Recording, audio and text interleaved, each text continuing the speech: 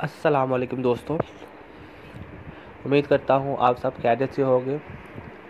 جیسا کہ آپ کو پتہ ہے، ایران اور امریکہ کے آپس میں تعلقات بہت کشیدہ رہتے ہیں اور امریکہ ایران پر بار بار تجارتی اور فوجی پابندیاں لگاتا رہتا ہے۔ اس دفعہ ایران نے امریکہ کو غصہ دلانے کے لیے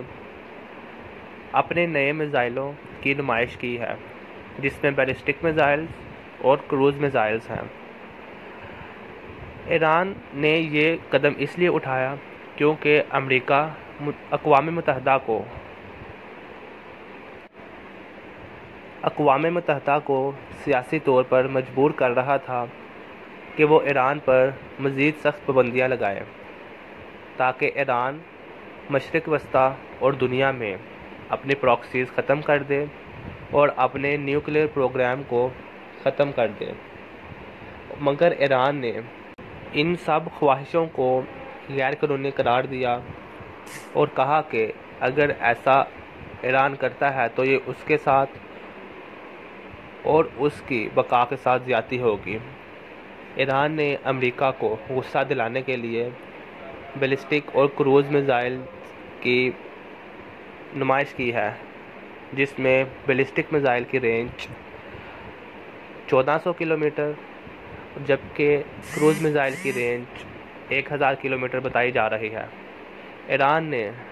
ان میزائلوں کا نام اپنے دو شہید جنرلوں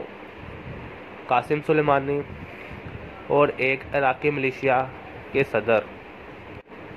ابو مہدی المہندس کے نام پر رکھا ہے تاکہ اس سے امریکہ کو غصہ دلایا جا سکے۔ یاد رہے کہ ایران اور امریکہ کے درمیان ایک فوجی معاہدہ ہوا تھا 2015 میں، جس کے مطابق ایران اپنی نیوکلیئر صلاحیت پر کام نہیں کرے گا اور امریکہ ایران سے پابندیاں اٹھا لے گا، مگر جب صدر ڈونلڈ ٹرمپ نے 2018 میں اس معاہدے سے اپنے آپ کو علیحدہ کر لیا، تب سے ایران اور امریکہ کے درمیان حالات بہت کشیدہ ہیں اور امریکہ ہر روز ایران پر سخت سے سخت پابندیاں لگاتا رہتا ہے تاکہ ایران کو مجبور کیا جا سکے کہ وہ اس ڈیل پر پہنچے جس کے نتیجے میں ایران مشرق وسطیٰ میں اپنی پراکسیز کو ختم کر دے اور دنیا میں اسلحے کی نمائش میں کمی کرے اور اپنے میزائل پروگرامز کو محدود کرے۔ دوستو، امریکہ یہ خواہش اس لیے کرتا ہے کیونکہ اس خواہش کے پیچھے یہودی لابی کام کرتی ہے، کیونکہ یہودیوں کو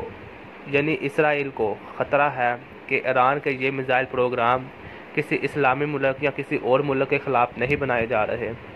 بلکہ یہ میزائلز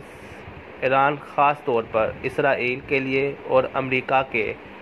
فوجی اڈوں کے لیے بنا رہا ہے جو دنیا کے مختلف علاقوں میں